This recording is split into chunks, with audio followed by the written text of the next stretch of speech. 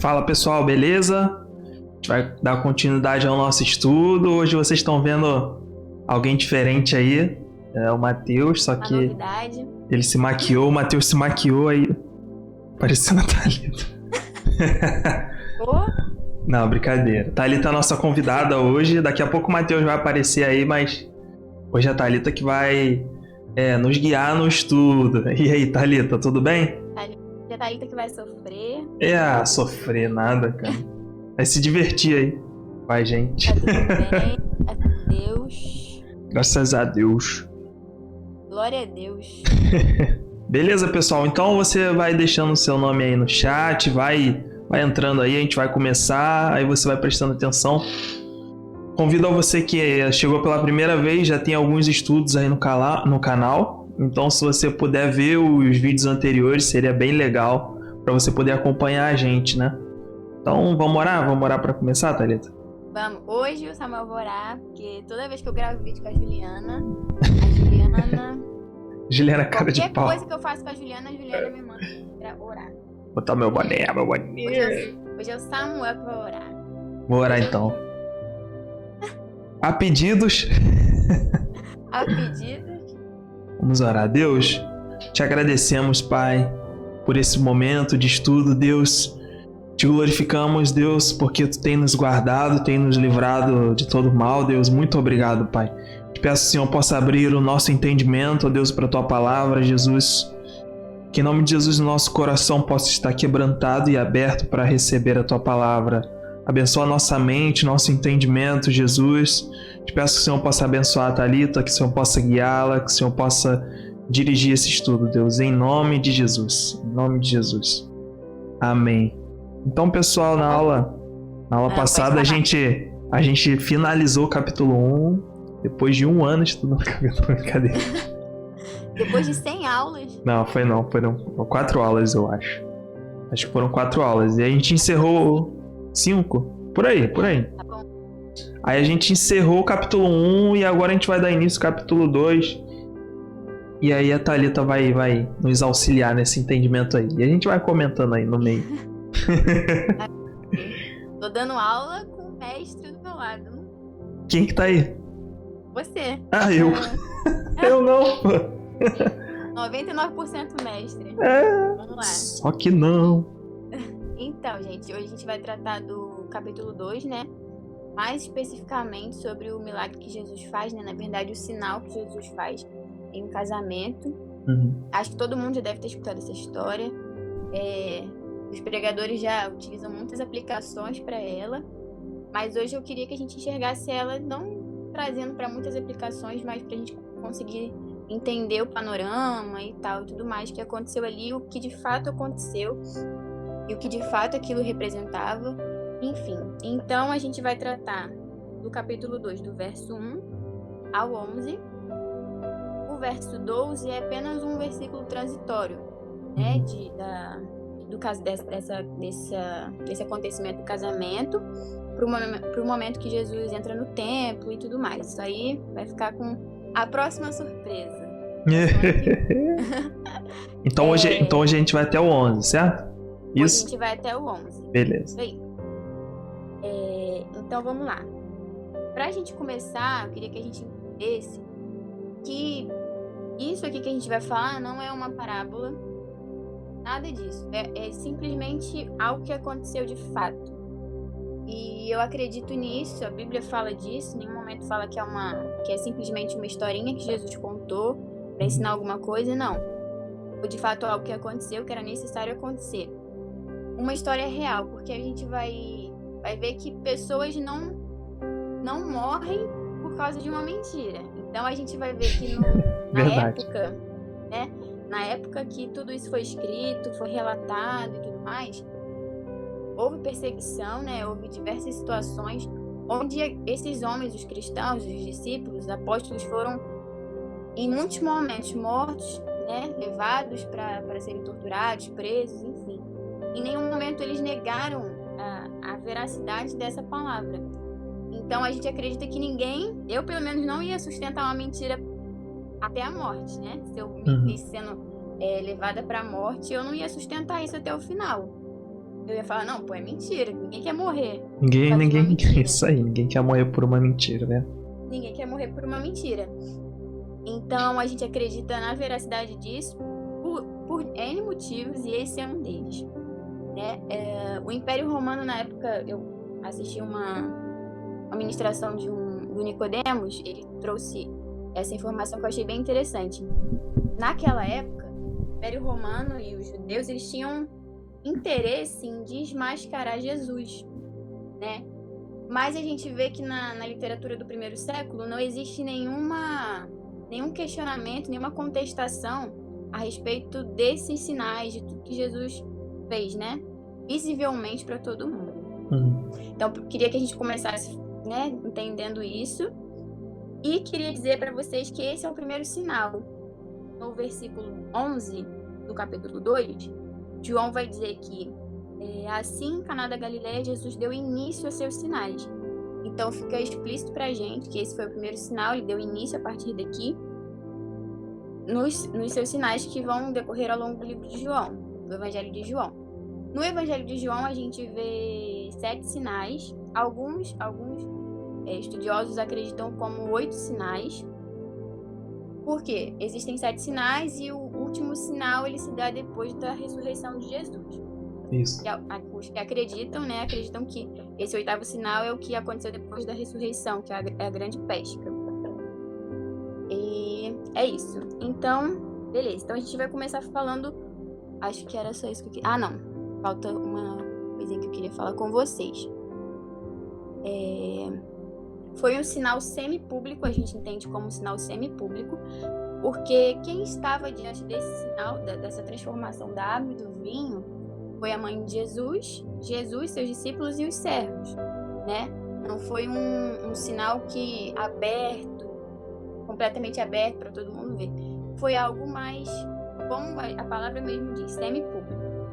Então a gente entende que esse sinal, o primeiro sinal, ele foi um sinal semipúblico. O que é um sinal? A gente pode... Eu estava tentando entender um pouco isso e ouvi também uma outra pessoa falando sobre sinal, fui pesquisando, e entendi que sinal ele aponta para uma realidade. Né? O sinal na Bíblia ele aponta para uma realidade.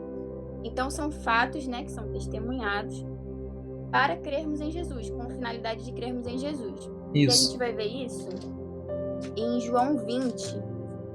E até que você passasse aí rapidinho. João 20, no verso 30, do 30 ao 31. E diz assim: na verdade, Jesus fez diante dos seus discípulos muitos outros sinais, que não estão escritos neste livro. Estes, porém, foram registrados para que vocês creiam que Jesus é o Cristo, o Filho de Deus, e para que, crendo, tenham vida em seu nome. Né? Então, a gente entende que o sinal, ele aponta para uma realidade, e a gente entende que o sinal, o sinal registrado aqui, ele tem a finalidade de nos levar a crer em Jesus. Isso. Beleza? Alguma observação? Não, tá indo bem. Tá indo bem? Tira a onda. Aí tu falou dos sinais, né? E aí a gente vai ver mais pra frente por que João fez essa seleção, né? Pegou especificamente 7 e esse mais um, né? Depois da ressurreição. Sim. Muito interessante, né? Porque ele fala que tiveram vários sinais que não foram descritos aqui, mas ele escolheu exatamente esses 7 para deixar alguma coisa pra gente, né? Não seria à toa. Alguma direção ele tinha. Então, o texto vai começar assim: 3 dias depois. E eu queria que a gente ficasse... A gente vai bem devagarinho nesses pontos do texto. 3 dias depois, já começa assim. E a gente vai ver que ao longo, né, ao longo não, porque tá no 2º capítulo só. Mas nos outros versículos, que a gente vai ver várias situações acontecendo, a gente vai ver João enumerando os dias. E aí ele vai falar assim, no dia seguinte, 2 dias depois, não sei o que, e aqui ele vai falar 3 dias depois. Ele tá fazendo uma sequência de dias, né? A gente não, pelo menos eu não vi ainda, não me lembro de ter visto, depois desse sinal acontecer, João numerando os dias. no dia seguinte, entende? Então aqui a gente vê uma sequência de dias.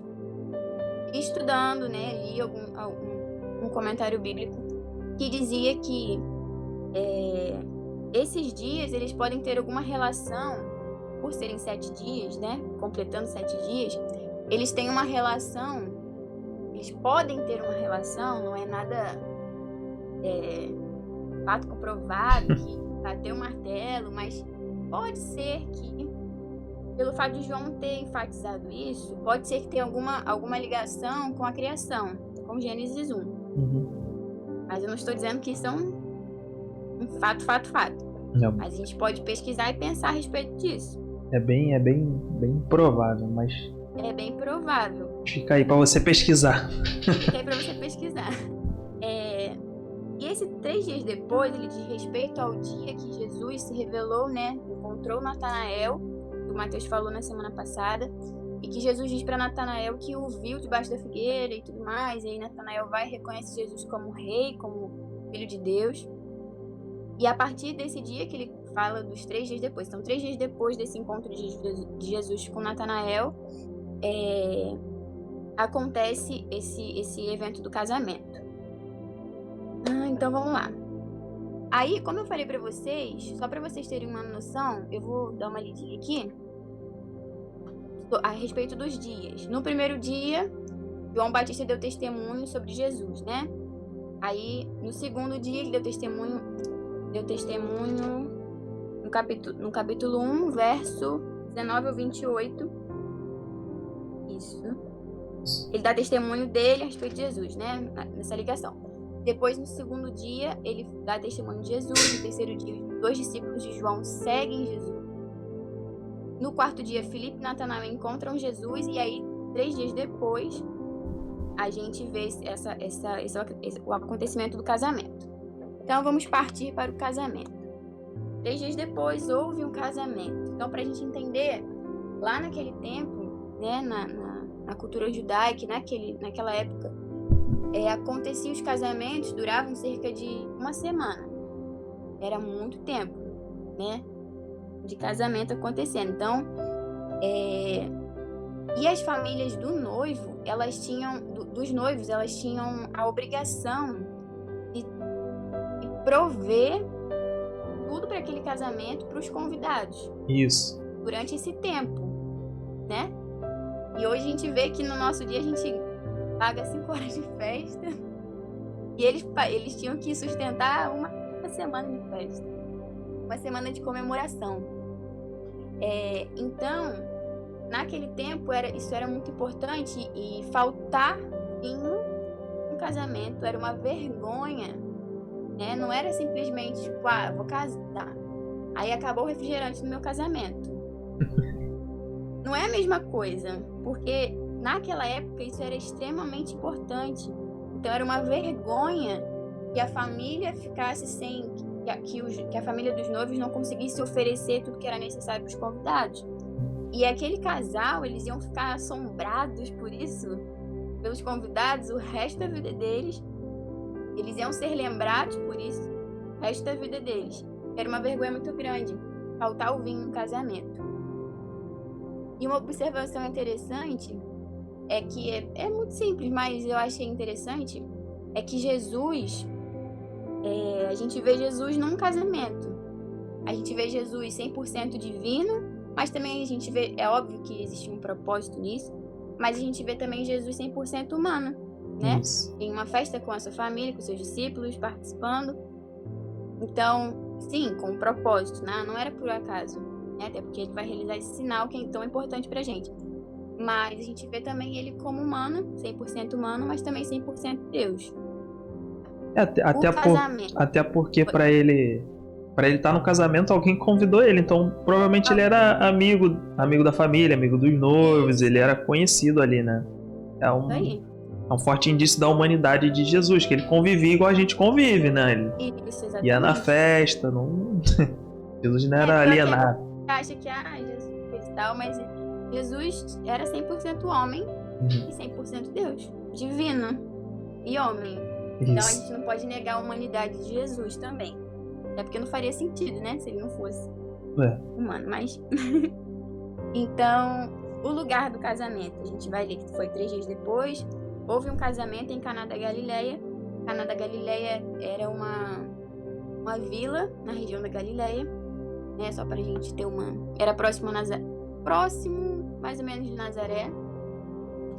A família. Quem era a família? A família, a gente entende que provavelmente era uma família simples. E a gente entende que essa família, ela poderia ser muito próxima da família de Jesus, né? De Maria e tal. Ou fosse a própria... pessoas da própria família de Maria. Por quê? Porque se a responsabilidade da festa funcionar da família prover tudo o que precisava para a festa do casamento, a gente vai ver que Maria ela se coloca como, eu preciso resolver isso. Aí Maria chega para Jesus e fala: eles não têm mais vinho. Então entende-se que pode ser que seja da família deles, ou sejam pessoas muito, muito, muito próximas. Uhum. Porque ela meio que toma essa responsabilidade pra si, tipo, eles não têm mais vinho, entende? Então, provavelmente, essa família, ela tinha alguma relação bem próxima da família de Maria, ou se não, a mesma família. Verdade. A gente vai ver João chamando Maria de mãe de Jesus, né? E acredito ser para diferenciar, pra gente ter uma noção de que Maria ele tá falando, porque tinha muita Maria naquele tempo. Então, pra gente identificar que era de fato Maria, mãe de Jesus. E aí Maria chega para Jesus e fala assim: Jesus, eles não têm mais... Jesus, eles não... Parafraseando. Eles não têm mais vinho, né? Então, isso indica que pode ser aquilo que eu falei, da família e tal.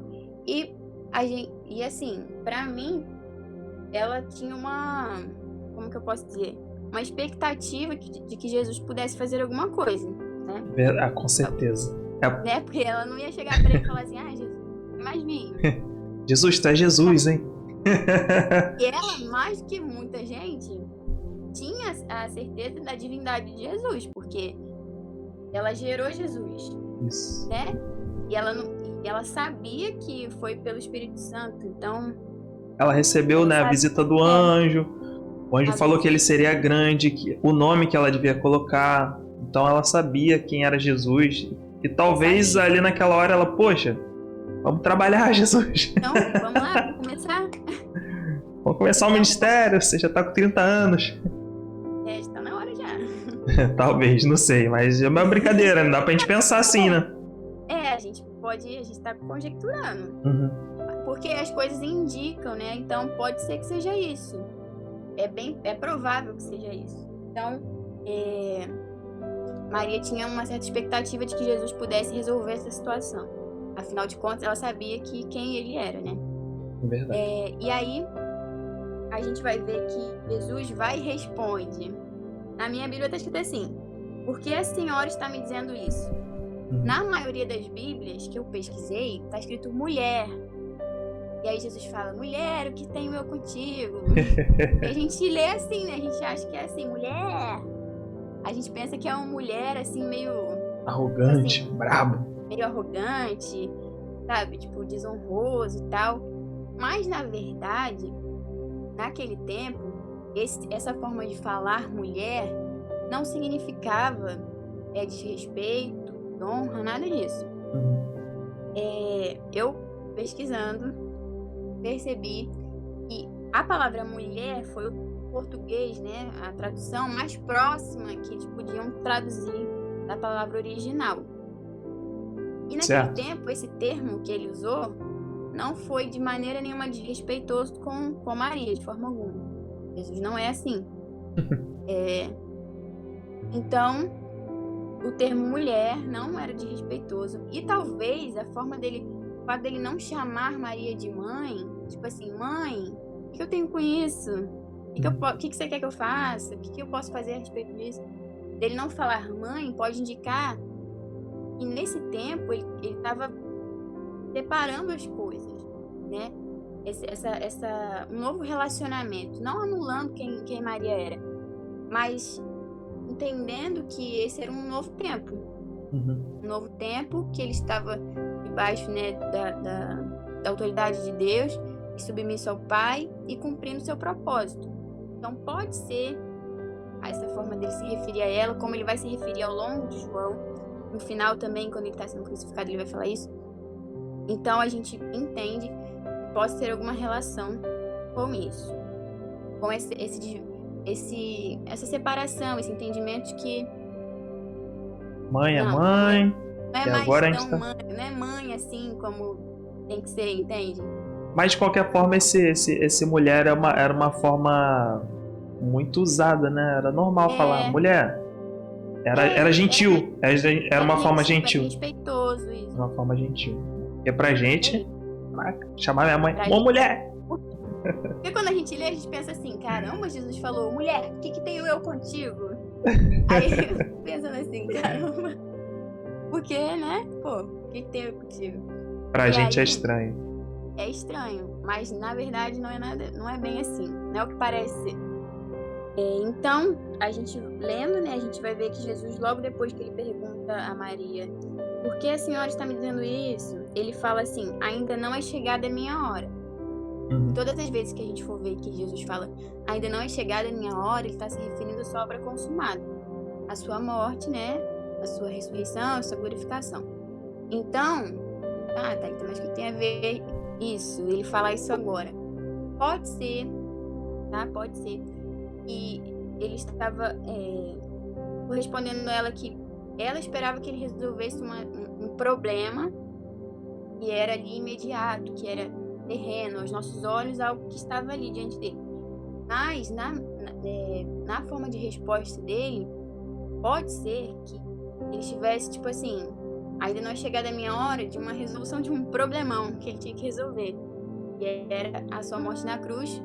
O problema não era a morte, mas o nosso problema com o pecado, que ele precisaria resolver. Então, pode ser que ele estivesse se referindo a isso. Tipo, ainda não é chegada a minha hora com relação à sua obra consumada. Isso. Mas, entende-se que ele talvez resolveria um problema que era ali, terreno, mas não esse problema era a resolução de todos os problemas. E não o vinho. Ele não tava falando. Até porque depois ele foi lá e resolveu o problema do vinho, né? Depois ele foi lá e resolveu isso. Na mesma hora. Mas eu acho que ele quis deixar, tipo assim, explícito que ele não veio só pra isso. Não sei, pode ter alguma relação. Mas aí ele vai falar que ainda não é chegada a minha hora. E logo depois, a Maria chega e fala para os serventes, olha, façam tudo quanto ele disser. Então, acho que ela já, depois do mulher, ela já entendeu, opa, então façam tudo que ele disser. Isso. Eu acho que já existia esse entendimento, acho que houve, né, sobre ela esse entendimento, que Jesus submisso a Deus e tal, e ele vai resolver isso aí. Minha expectativa é essa, façam tudo que ele disser. Com certeza, é assim, porque se a gente for analisar mesmo a situação, para um judeu, o Messias era muito esperado mesmo, né? Todo mundo estava esperando o Messias. E quando... muita gente espera ele até hoje, né? Tipo, incansável. E quando Maria é agraciada, imagina o coração de Maria, ela, caramba, Jesus vai nascer de mim, cara. E ela manteve essa expectativa durante a gravidez e depois que ele nasceu, porque passaram 30 anos e 9 meses aí, né? Até que ele começa seu ministério. Então havia uma expectativa no coração de Maria também. Muito grande, do filho dela se revelar como Cristo, né? E confirmar a palavra que ela tinha. Porque ela estava com uma palavra de 30 anos, né? Às vezes a gente recebe uma palavra de Deus, a gente quer para agora. Maria estava com uma palavra de 30 anos que ele se revelaria como o Messias. E ele ainda não tinha se revelado como o Messias, né? É verdade. Então ela já sabia que... Ela queria que isso acontecesse, né? Que ele se revelasse logo. Isso. Como o Messias que havia se prometido. muito bom. Só que aí isso que você falou, ela entende, poxa, é Jesus mesmo, então faz o que ele mandou e eu vou ficar quietinha agora. E isso dá certo. Eu tava lendo isso e eu lembrei de um texto que eu amo muito. E, assim, pra mim, é um versículo, mas pra mim faz todo sentido. É lá em Gênesis, né, que Noé, no finalzinho ali, aí tá escrito assim, Noé fez tudo quanto o Senhor havia ordenado. E o Senhor fechou a arca por fora. Então eu entendo isso como proteção e tal. Não tem a ver, mas o fato dele fazer tudo quanto Deus ordenou. E aqui, né, a gente vendo que Maria fala, faça tudo quanto ele disser. Então isso serve pra gente também. A gente tem que trazer isso pro nosso dia. Fazer tudo quanto Jesus deixou pra gente nas Escrituras e o quanto que ele fala com a gente precisa fazer tudo aquilo quanto ele fala. Isso. Beleza? Esse é um ponto fundamental, porque ela falou assim, faz tudo o que ele disser, né? Acredito que depois você vai falar sobre os potes, né? Vou falar agora. E, cara, os caras fizeram tudo que Jesus mandou mesmo. Tipo, enche o pote, eles não questionaram em momento nenhum. Leva isso aí lá pro mestre de sala, pro mestre da cerimônia lá, leva pro cozinheiro. Leva lá e fala que é isso que tem, e eles fizeram até o fim, cara. Isso demonstra demonstra uma obediência, né, e um entendimento de, vamos fazer, não vamos dar pitaco. Porque eles poderiam falar, Jesus, esse vaso aí, esse recipiente não é pra isso não. Por que a gente não... Faz sentido, né? Por que a gente não vai lá e compra vinho? Já pensou em comprar vinho, Jesus? É mais fácil. Mais fácil. Ou então colocar em outro lugar, ou então... Isso reflete uma característica que tá dentro de nós, de sempre pensar logicamente e falar, Jesus, acho que tua ideia não tá boa, não. Verdade, não faz muito sentido. Tipo, vou encher tudo, isso tudo, que era muita coisa. 600 litros de água. Pra quê? Se tá faltando vinho? Tá faltando água? Tá faltando vinho. Isso. E se alguém vai encher, logo alguém tem que carregar esse negócio. É verdade. Vai dar trabalho pra alguém. Nenhum momento no texto diz nenhum questionamento. Faz. Questionamento. Maria diz, façam tudo que ele disser. E aí Jesus foi e falou, vai ali e enche de água esses potes. E aí, a gente vai entrar nos potes da purificação. Isso. A Maria, toda hora fala Maria. Maria falou assim, façam tudo quanto ele disser. Falou os serventes, né? E aí João fala, João, estavam ali 6 potes de pedra. Deus usavam para as purificações. Em cada um cabiam cerca de 100 litros. Jesus lhes disse, encham de água esses potes. Tá, vamos parar aqui. Então, pra gente entender o que eram esses potes. Eram potes de purificação. Então, os judeus, eles usavam esses potes. Eram potes de pedra. Não eram de barro, eram de pedra. E eram cheios de água. E eles utilizavam aqueles potes para lavagem das mãos, para lavagem de alguns utensílios, com o entendimento que aquilo estava purificando eles. Era um cerimonial de purificação para eles. Isso. Então, exteriormente, eles estavam se purificando. Aí eu me lembro que Jesus vai... Em certo momento que eles questionam os discípulos de Jesus porque eles não lavaram as mãos. Jesus vai, questiona eles a respeito deles lavarem as mãos, deles honrarem com a boca, mas por dentro eles estavam completamente afastados de Deus. Então, na cabeça dos judeus, aquele ritual de purificação, nos potes de purificação, era uma forma, um ritual de limpeza, de santificação. E até estava escrito no comentário que eu anotei aqui algumas coisas, fala que eles se lavavam para se purificarem do contato com os gentios, né, também. Gentios são todos aqueles que não são judeus. Então, eles tinham para eles que aquilo ali era uma forma deles se purificarem.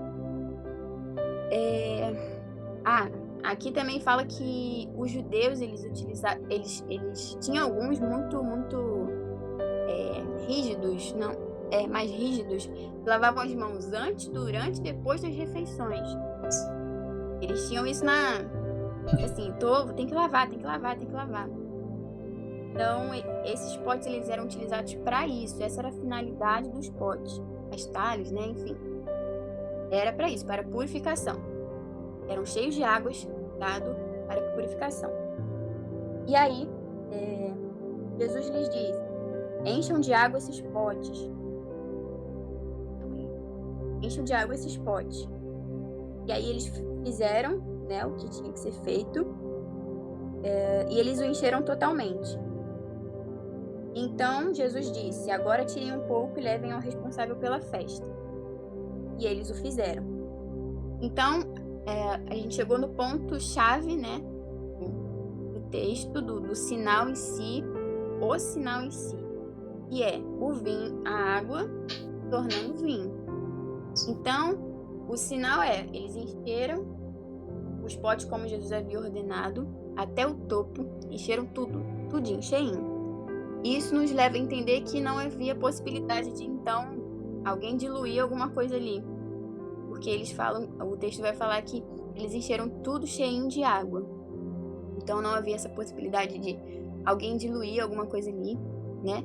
Para servir e dizer que, o milagre, o sinal não é verídico e tal. Fazer um quisuco ali, né? Fazer um quisuco. Jogar um pozinho, um tangue. Propaganda aí, tangue. Ajuda a gente. Tá ganhando dinheiro. Merchan. Mas é verdade mesmo, eles encheram até a boca, né? Eles encheram por completo. Encheram totalmente. Aqui na minha versão diz, encheram totalmente. Então, as talhas, né, os potes foram cheios completamente. E aí Jesus pra mim, eu lendo isso aqui, eu fiquei pensando assim, é tão simples, mas é muito doido.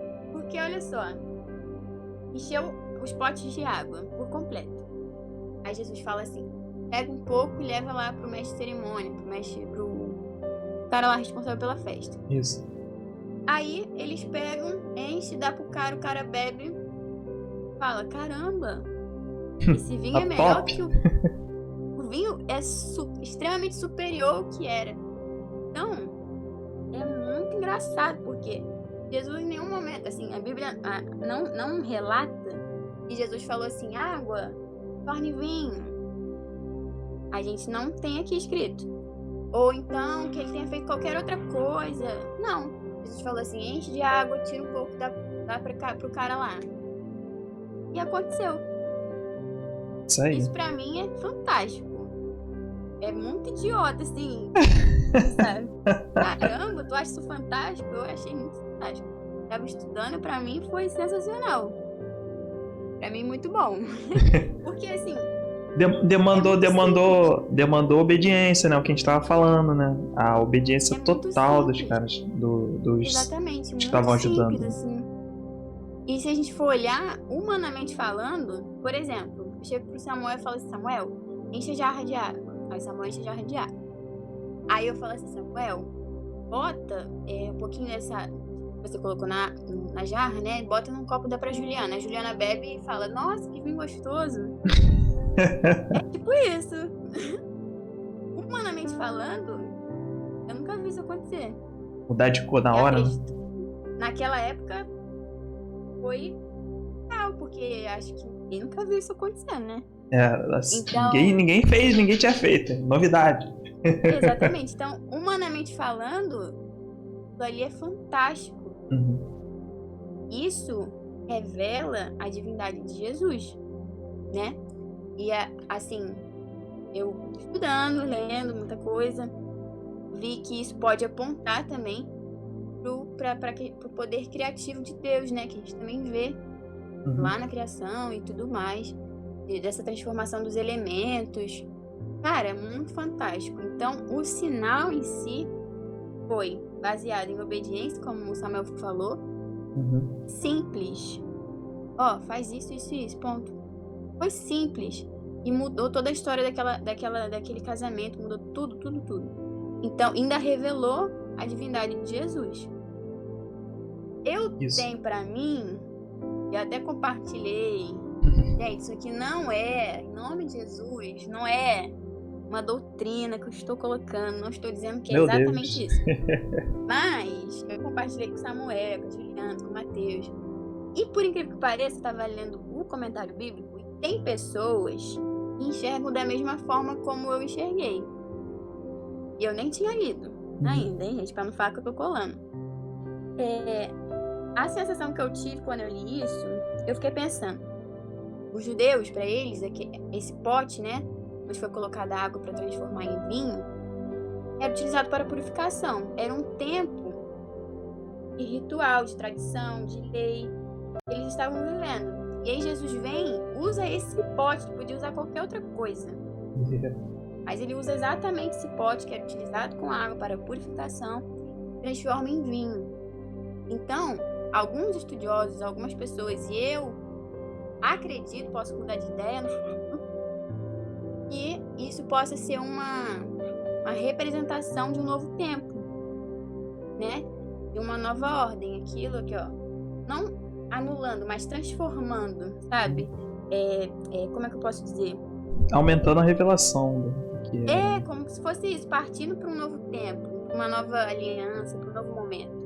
Então pode ser que tenha alguma coisa a ver com isso, mas isso aí também é para você pesquisar, entendeu? Para você pensar, para você analisar, não tome isso como... Não estou dizendo que é exatamente isso, estou falando aqui o que eu tenho para mim, que algumas outras pessoas eu descobri que também vêm por esse lado, tá? Então, deixa eu ver se eu anotei mais alguma coisa aqui sobre isso. Não, acho que não. Basicamente, pessoal, tudo que você ouve a respeito de interpretação bíblica, tudo que você ouve de pregação, o melhor é você analisar, né? E observar nas escrituras, chegar na sua casa, você ler para tentar, de onde que saiu isso, de onde que isso foi tirado, para que a gente não seja enganado, né? Às vezes a gente coloca um vídeo no YouTube, assiste, toma aquilo por verdade, e às vezes não é verdade. Então a gente tem que ter esse costume dentro de nós de, poxa, será que é exatamente isso? Claro que tem pontos bíblicos que são certeiros e que a gente sabe, né? São fundamentos bíblicos, isso aí a gente não pode revogar ou negar ou negociar, né? Mas questões mais interpretativas, questões mais, são pensamentos, alguns pensam de uma forma, outros pensam de outra, que às vezes o texto bíblico ele dá margem para alguns tipos de interpretação. Então cabe a gente ler a nossa Bíblia, entender, pedir ao Espírito Santo, me dê entendimento para que eu possa analisar isso e colocar no meu coração aquilo que eu achar que é bíblico, né? O que não for bíblico, eu deixo passar. Então, por um ouvido, sai pelo outro. Claro que a gente não vai apontar o dedo para a pessoa, você errou, não. Mas a gente vai absorver aquilo que é bom e aquilo que não for bom, a gente joga fora, né? Então, é o que a Thalita está falando. Olha, pesquisa. Lê aí também, né? É até bom que a gente dá uma estudada na Bíblia, né? Mata esse tempo que está ocioso aí durante o coronavírus. A gente dá uma estudada, é legal, né? Às vezes você descobre algo novo, assim como a Thalita pensou algo, eu não tinha pensado sobre isso, ela falou, caramba, verdade. Ela pesquisou, viu que outras pessoas têm meio que esse pensamento também, né? Então é legal, a gente descobre coisa nova, o Espírito Santo ministra coisa nova no nosso coração, né? Isso aí. É bom que a gente cresce, aprende, né? E a gente não é enganado, porque é muito sério. Nem tudo que a gente ouve a gente pode Verdade. Às vezes a gente lê alguma coisa na internet, quer postar, quer compartilhar e tal. Mas depois a gente parar pra ver, às vezes nem é aquilo que o texto diz. A gente não pode tirar o texto do contexto, né? A gente não pode chegar aqui e falar uma coisa completamente diferente do que tá aqui. Isso. Porque a gente precisa também ter esse cuidado de ler a Bíblia assim como ela é. Tá escrito isso, é isso.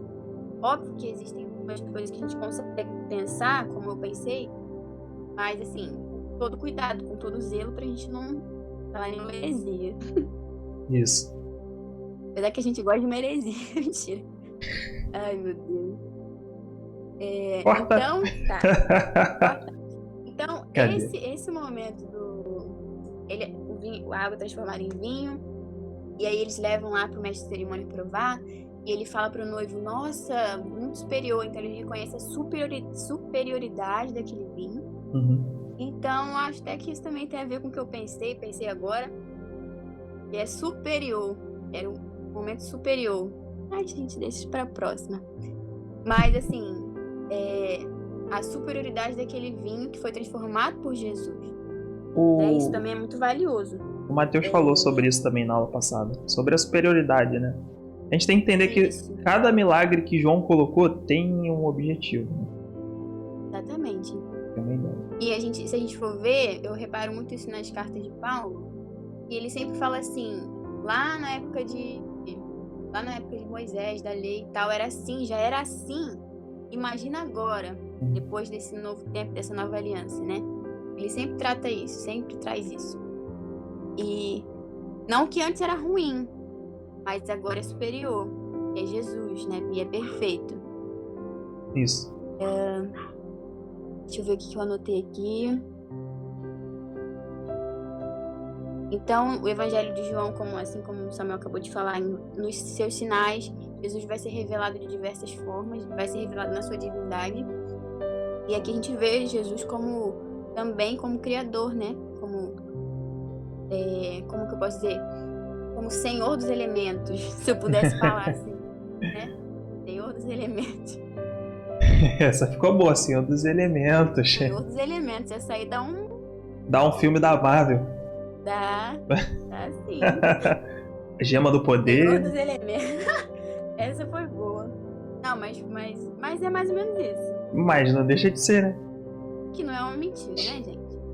Então, pra gente ir finalizando, aqui o Samuel falou isso que foi muito importante, a forma da obediência, né?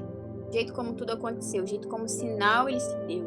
E foram por meios naturais e foram utilizados meios naturais e deu um resultado sobrenatural, né? Então a gente vê Jesus ordenando, o pessoal obedecendo e o milagre acontecendo, o sinal acontecendo. E é algo sobrenatural, miraculoso e tal, mas foi de forma natural. Então, isso também é muito importante a gente frisar. E tem uma frase muito legal que eu li, diz assim: Cristo iniciou seu ministério nesta terra em um casamento, e ele o concluirá no que diz respeito à igreja com um casamento. Na ceia das bodas do Cordeiro, a igreja lhe será apresentada como uma noiva. Então, bem interessante, porque ele começa seu ministério aqui, né, público, dentro de um casamento, e aí no fim das contas, no fim das coisas, que não é o fim, a gente vê Jesus concluindo isso num casamento, entre ele e a noiva, né, entre ele e a igreja. Eu achei bem legal. Verdade, é verdade. Aí você pode correlacionar lá os dias que você estava falando, né? Com outro pensamento, né? Esses dias que João fala, né? Com esse casamento. Ele vai chegar um casamento também. Show de bola. Aí. Muito legal. Assim, pra gente finalizar,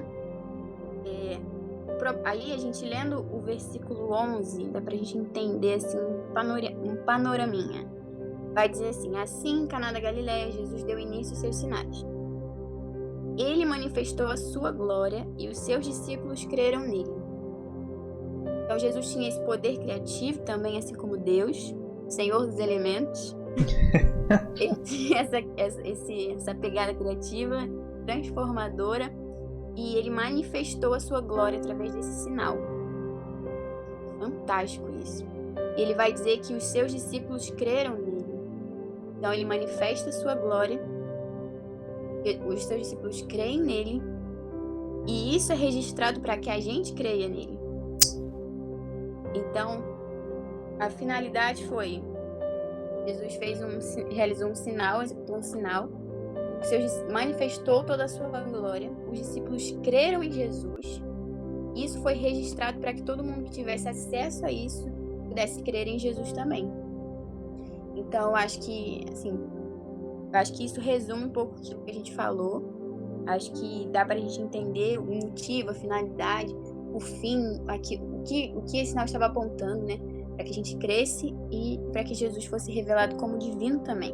Assim como homem, assim como divino também. E eu acho que é isso. Show. Foi show. E aí, pessoal, o que vocês acharam da Thalita aí como nova mestre? Ah, pronto. Agora ela vai estar toda terça. Não, Deus me livre.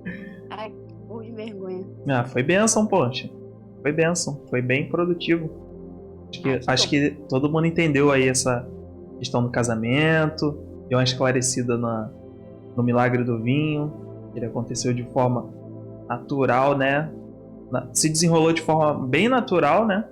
É, isso aí. E só o sobrenatural aconteceu no meio do natural ali. Meio do natural. Pela obediência, né, das pessoas que estavam ali ajudando no casamento, né? Pela obediência de Maria a Jesus, né? Então, foi bênção. Foi. Ai, que bom. Então, só uma coisa que eu lembrei rapidinho, que é pra dizer pra você que crer em Jesus. A gente falou, né? Os discípulos creram em Jesus e que isso foi registrado para que a gente também cresça em Jesus. E quando a gente crê, não é apenas, eu creio em Jesus. Porque a gente conhece um monte de gente que fala, eu creio em Jesus, mas que de fato não crê em Jesus. Então, crer em Jesus é muito mais do que falar que crê em Jesus, mas é obedecer e ser fiel a Ele. Isso. E isso não quer dizer que a gente é salvo por meio das nossas obras, mas a gente é salvo por meio da fé em Jesus, no sacrifício. E a partir disso, a gente naturalmente deve andar em obediência a Ele. Então, acho que isso resume um pouco o que é crer, né? Crer em Jesus não é somente dizer que crê, mas andar segundo a sua palavra, né? E entender mesmo quem Ele é. Então, só pra gente não deixar isso despercebido, visto que isso é esse era o objetivo do milagre. Esse é o sinal. O objetivo do sinal seria que a gente cresça em Jesus. Show, benção. Pessoal, lembrando, se você tiver dúvida, você pode colocar aí no chat aí embaixo, você pode botar nos comentários, você pode mandar pra gente no grupo dos jovens, pode perguntar pra gente no privado, não tem problema.